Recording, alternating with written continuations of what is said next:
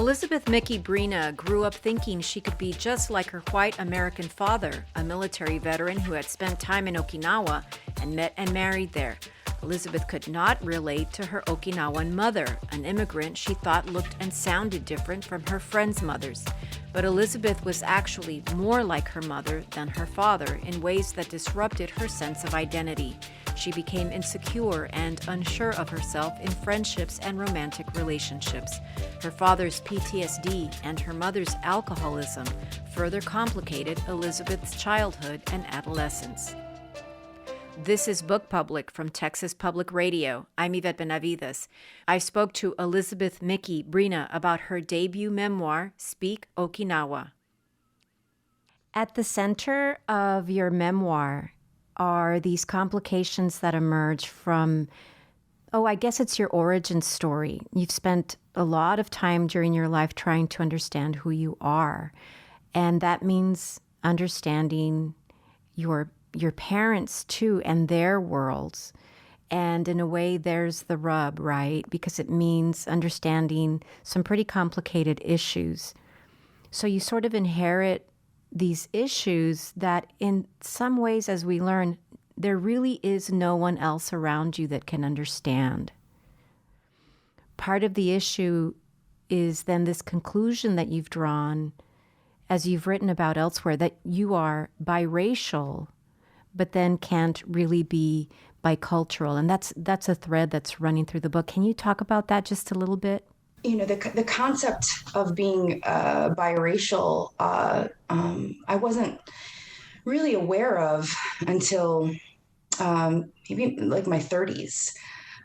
So I grew up. I grew up not understanding what this conflict and disconnect there was within me. I knew I was half Asian, but that real the repercussions of that did not really settle into me for a long time, and I viewed the world, right, as like a white person, as an American.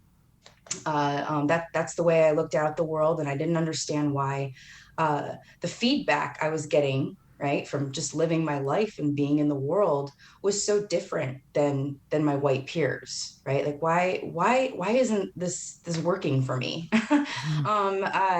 So that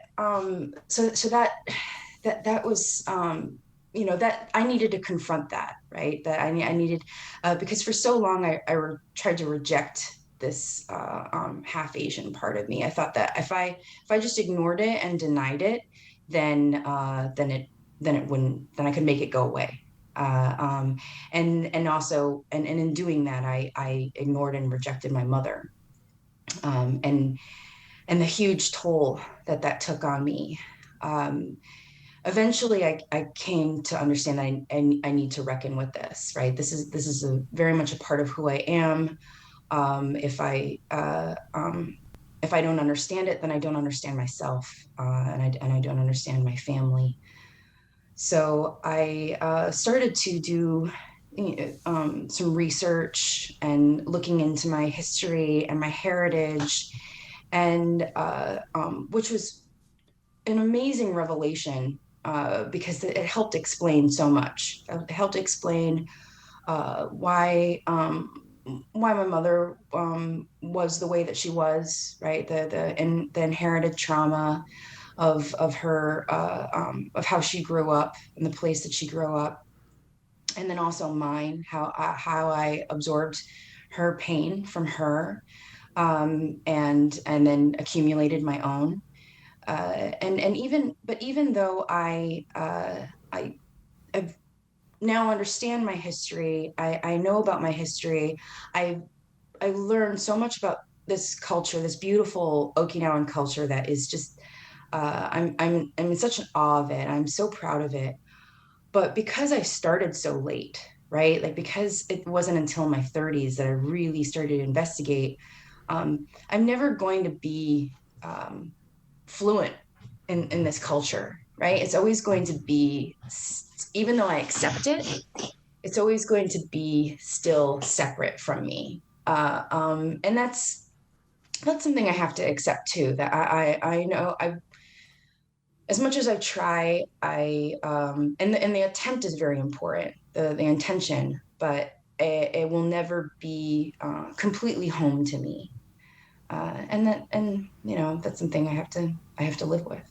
Well, your relationship with your mother, as you describe it in your book, it's it is rich in the ways that you intimate here, and it's full of even lovely, poignant, close moments with her. I mean, she's your mom, Mm-hmm. and but then with many situations that are very confounding for you as a child, and they sort of morph into other complexities too. It seems a little bit like, it's hard enough to be a kid and to be looking for ways to be accepted and to fit in and to deal with, that ennui and hormones and the things that we deal with at those ages. It's just hard enough to figure out who we are when we're young.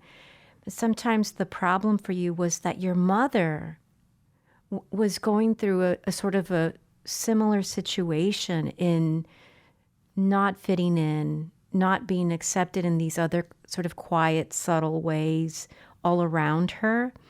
She spoke differently. Her background is so different from the other moms around you in this suburb in New York where you all lived, but then also the TV shows that you watched, which, by the way, so many fun moments in your book of these kind of cultural references that I recognize from the 80s and the 90s. But it just really, I think even those point to how different you and your mom were to begin with, but you were sort of on these similar tracks of looking for acceptance, your mom in her way, and then you in your own way, sort of in your own orbits individually trying to figure things out. I just found that irony so interesting that each one of you had to experience this sort of loneliness and your own dislocation, just as your mom was experiencing this dislocation as well. Mm-hmm. Yeah, right. And I that's one of the biggest regrets of my life, right? Is that I wasn't there with her, experiencing this isolation, this loneliness. You know, we could have gone through it together. And and I know so many times she tried to reach out and connect with me and talk with me, uh, but I uh, but I would, I rejected her, because I thought, she's the reason why I blamed her, right? She's the reason why I'm different. She's the reason why I can't fit in. She's the reason why the world is right. Like it's not reflecting what I thought like it should reflect, right? Mm-hmm. The feedback that it should give me, that I wanted. So I really pushed her away for much of my life, because and also because of her, not being able to speak English as well. There's I thought that she couldn't teach me things. I thought she couldn't show me things. She couldn't show me how to be in this world, right? She couldn't show me how to navigate this world. And in my mind as a child and a teenager, I regarded her as incompetent. Mm-hmm. Also something that was incredibly false and that I'm ashamed of. But uh, it took a long time to understand that what we were going through was the same, right? It took a very long time, and then through that, when I finally came to that understanding, our ability to speak to each other, right? Uh, all of a sudden it was easy. right? And I shouldn't say all of a sudden. It took a long time to get there, but once I realized that we are the same, we have a very similar struggle. Mm-hmm. Uh, we were able to communicate in ways that, like, I call it a code or shorthand, right? Like, because the love is there, and the intention is there, and we can say things to each other that is that we don't need words for, right? Mm-hmm. We can express intimacy in many other ways. Well, you sound like you're so hard on yourself, but you were very young. I always feel like our parents do the best that they can, and as kids, so do we to understand them. You were trying to figure things out. I mean, even about you write very honestly about your mother's alcoholism, and I was struck by the fact of the family issue back in Okinawa with the alcoholism. And while we're reading about those nights when she had too much to drink and the ways that you and your father would respond to her. I mean, sometimes you were just up to here with it, and you were young, and it really, for the reader, it's like we get it, we understand why you couldn't be so involved in trying to figure out what was going on with her, and then the scenes where your father is taking care of her. Those are extremely touching scenes. But I kept thinking about how this was baggage from Okinawa that manifested itself in the United States because she was so lonely and struggling. This was happening to your mom in America, but it was it's so rooted. It's a problem that was so rooted in her past. It's a problem that runs very deep for your mother in terms of her suffering there. And then in the United States, and her loneliness as an immigrant.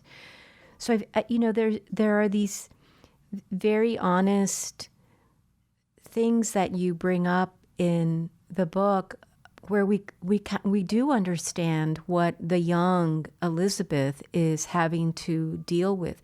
Sort of like, as we say in nonfiction, the more specific the detail, the more universally appreciated it is. So there's resonance in just the idea of the different kinds of conflict and how we react and involve ourselves and try to counteract them, or throw our hands up and say, I can't even. I don't have the ability to deal with this, and go to our rooms and turn up the music, right?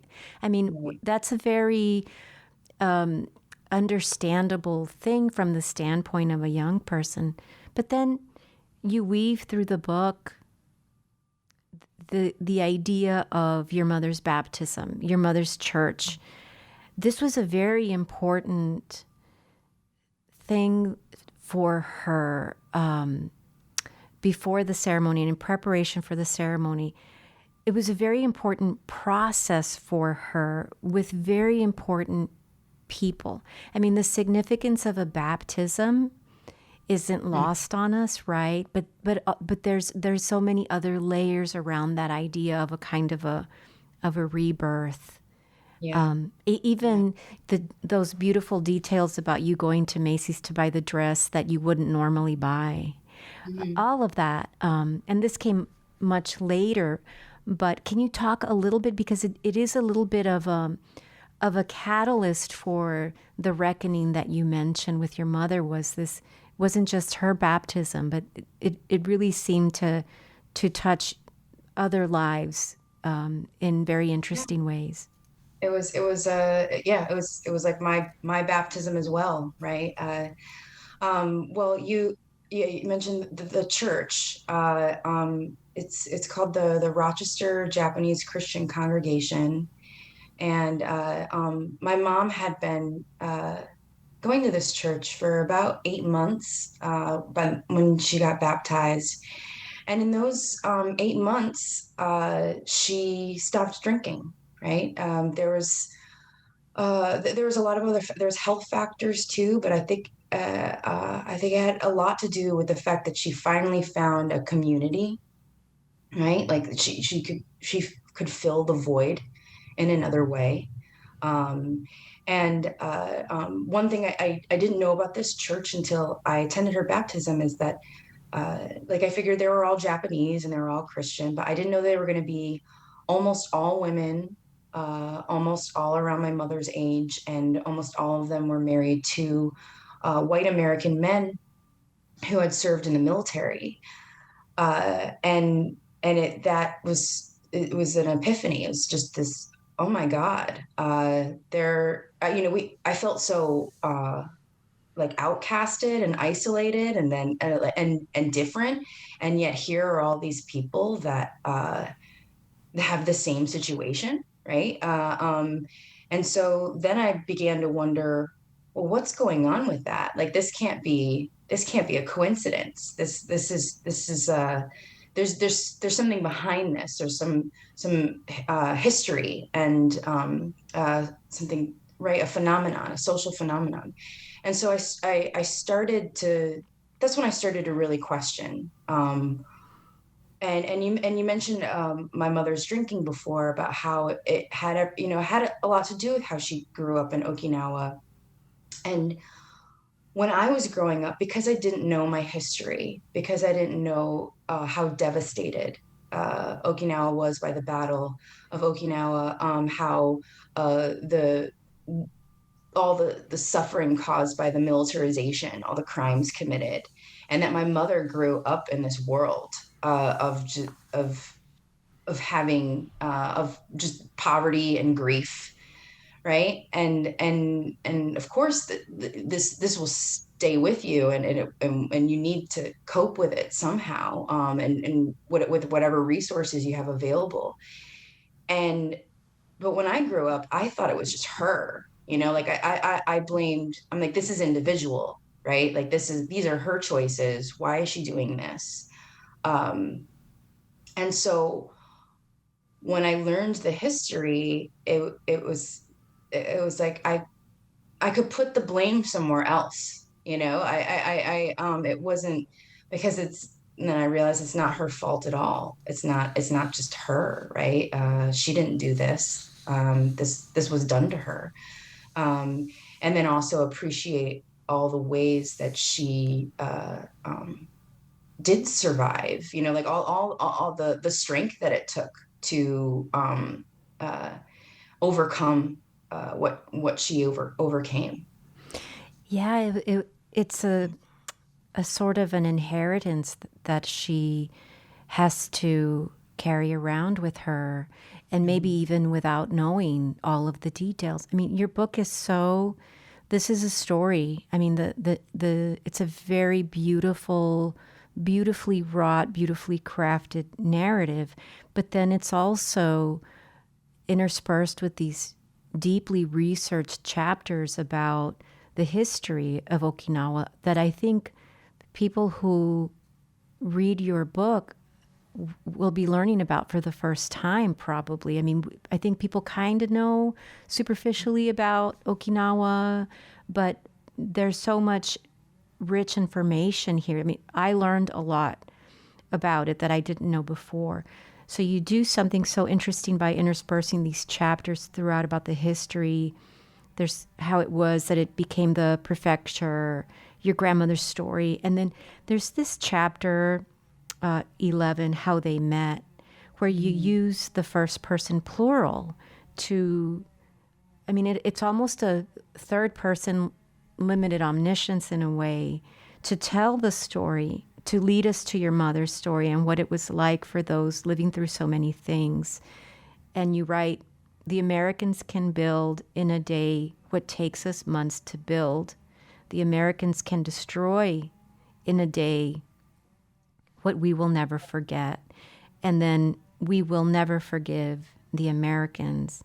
It just speaks to how even though your parents fell in love, they found each other and they fell in love and they created this life in America, that there was this maybe deep-seated kind of residual imprint of the way that then back there and then in the United States, your father represents the control of your mother's life at home. And your mother does sort of fall into these expected roles. I mean, as an immigrant in a new country, but also back in Okinawa, she had to do that.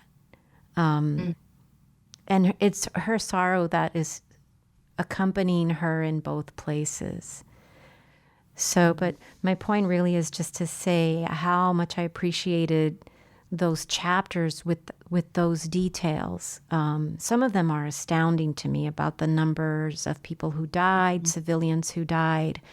All of that was new for me, and it certainly fills a space in the story about your mom. It's not superfluous. It's integral. It's very important.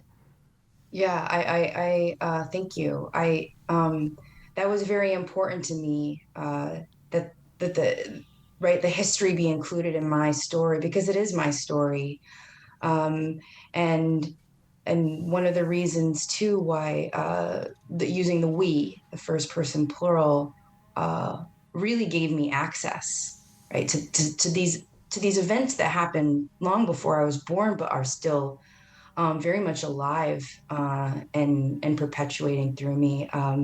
I uh, and also the one thing too is that this is something that's happening to Okinawa, but where else is it happening, right? This is something that is systemic, like through the world, right? Imperialism, colonialism.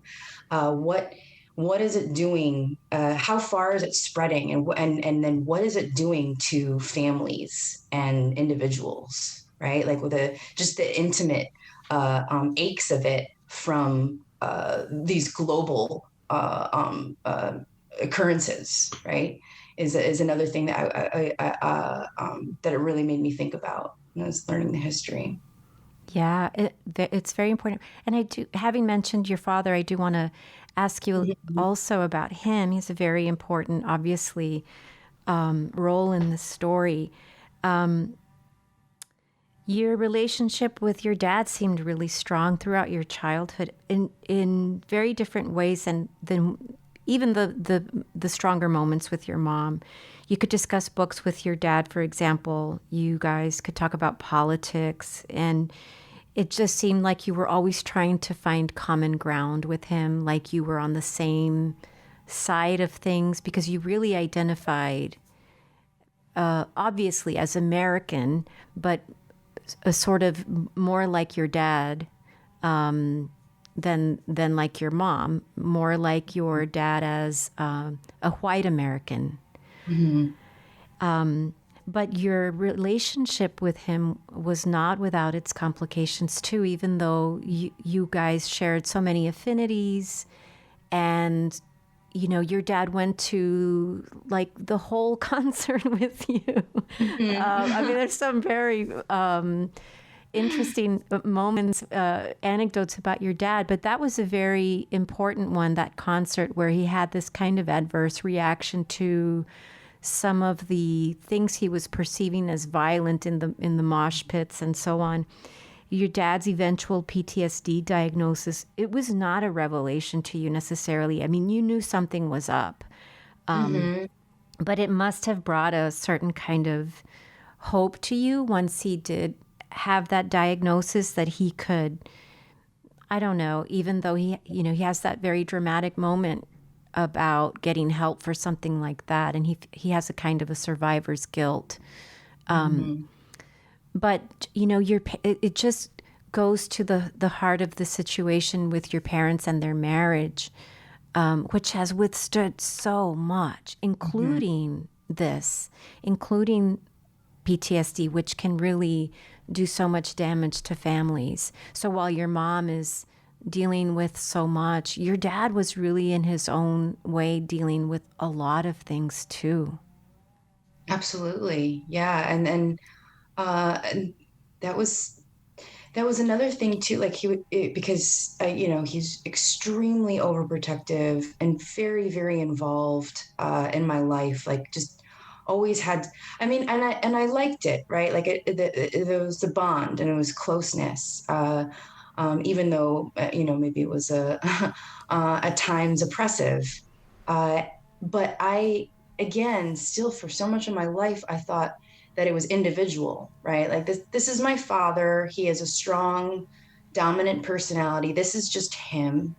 Uh, and not realizing that, he's been traumatized too from the war, from losing people, from watching, from death, just seeing people alive 1 minute and then gone the next. Like how of course that wounded him terribly. And it was never something we never talked about it. And so it was never named. And even though I think intuitively I understood because I knew my father so well, and I trusted him, and I gave him the benefit of the doubt much more than my mother, right? Because he was the person that um, taught me and guided me, right? Showed me how to be in this world that I wanted to be in. Uh, but to realize that his actions are not just his, right? What was another big moment for me, that he's been affected by all of this too, by the war and occupation. It's so interesting and so lovely to see a surprising friendship that you have with each of your parents ultimately. I mean, your dad was very protective of you, but in ways even that you relied on and sought out, like the anecdote that you share about the cab driver who was trying to stiff you, and your dad was like not having it, on the telephone. On the cell phone. There's just something so lovely about how they were like your friends, Yeah, as yeah. once you were an adult. I just think it's so lovely. What do your parents make of the book? Because you're very candid, you're very Wow, honest, you goodness. tell a very true story. How do they feel?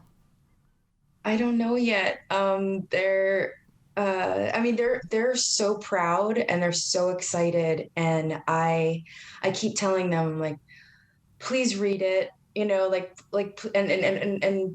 going to.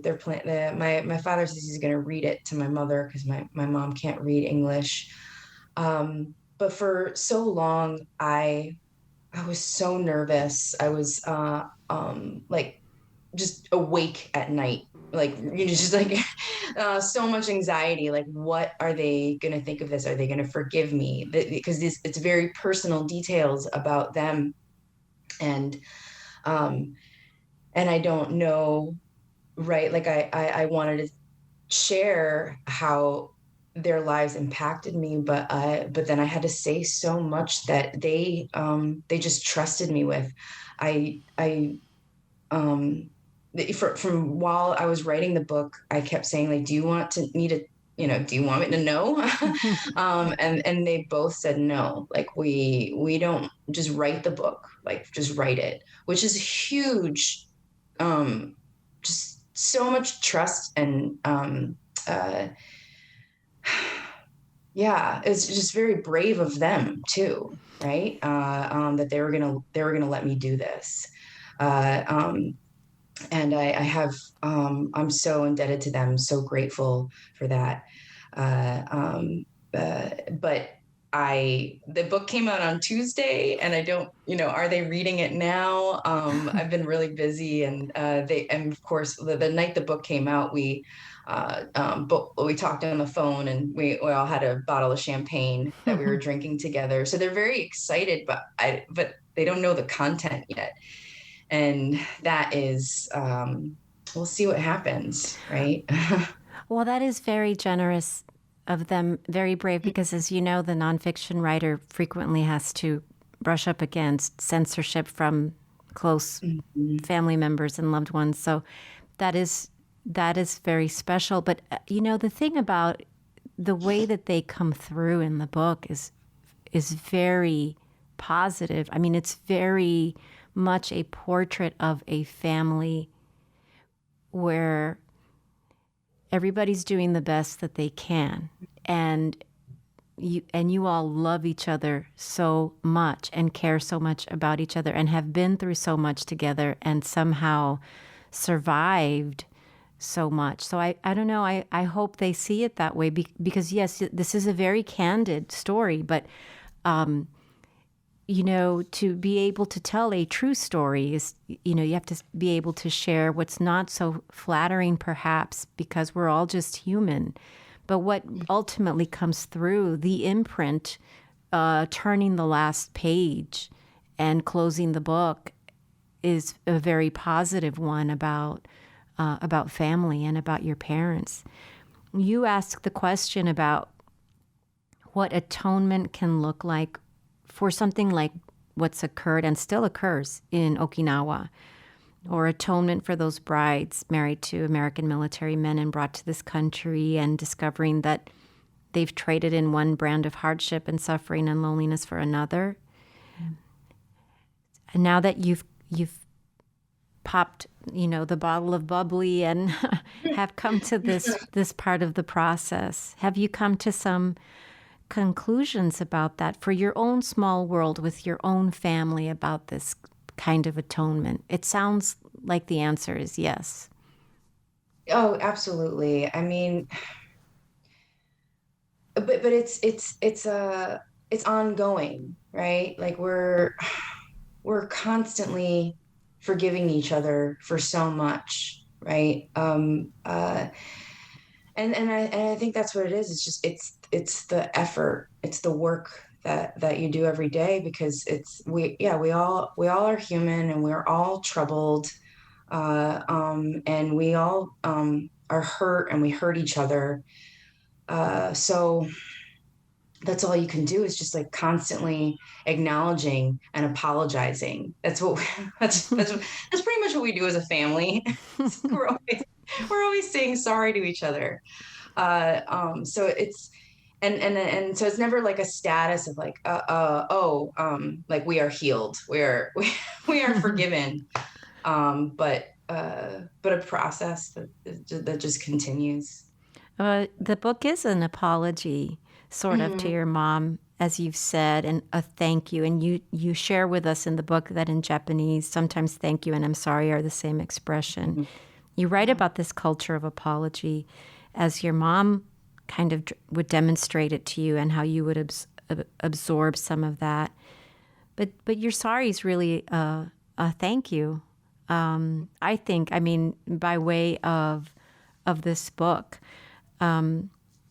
The chapters here are so self-contained. It's like each one is its own story. And I want to mention so many of them, but I'm going to focus now on chapter 21, the second honeymoon in Japan, a travelogue, where you alternate these more contemporary vignettes with one set in the mid-'70s, and you outline for us your parents' first meeting and their marriage, and then your trip to Okinawa for another special reason.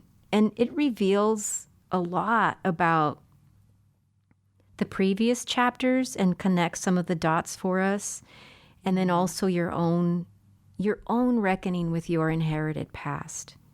This is a story about your family and your parents, but this is your story too. What it was like for you, to make this trip with them.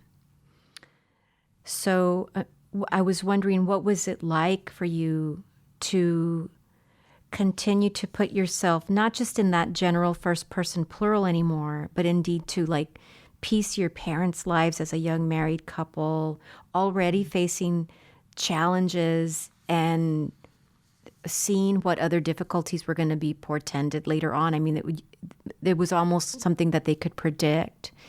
And how did your parents participate in the writing of that chapter? Because I kept thinking, so this is, I teach too, like you do, and students always ask me, how can there be speculative nonfiction? And this is such a gorgeous example of this really happened.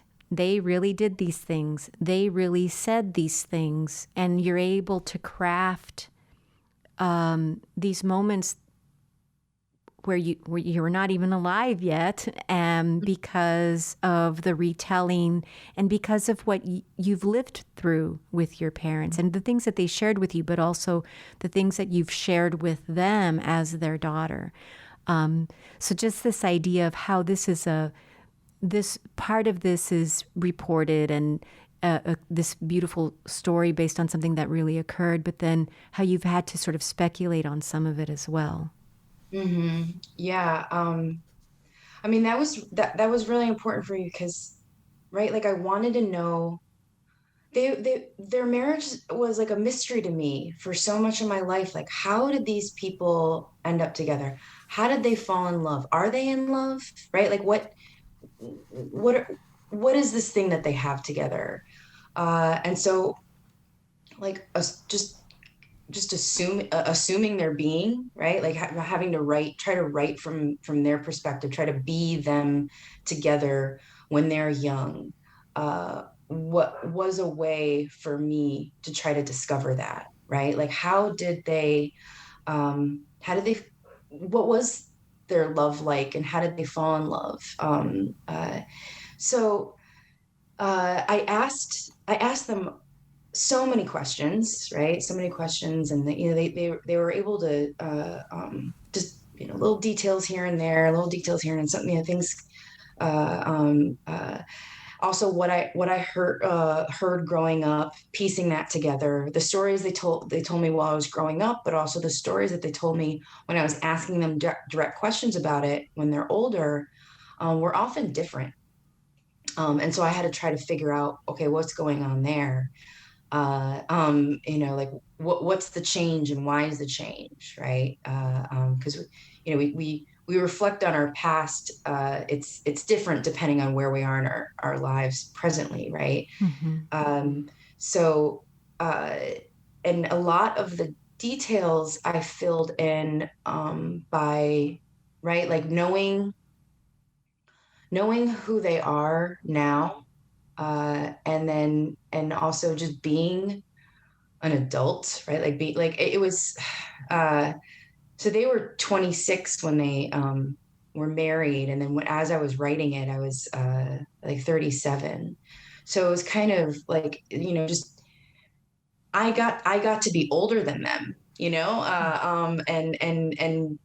so and see their future, right? Not only see their future, because I know them years later, but also see their future of just what life does, right? Like, oh, like they don't even know what's coming. They're so young, and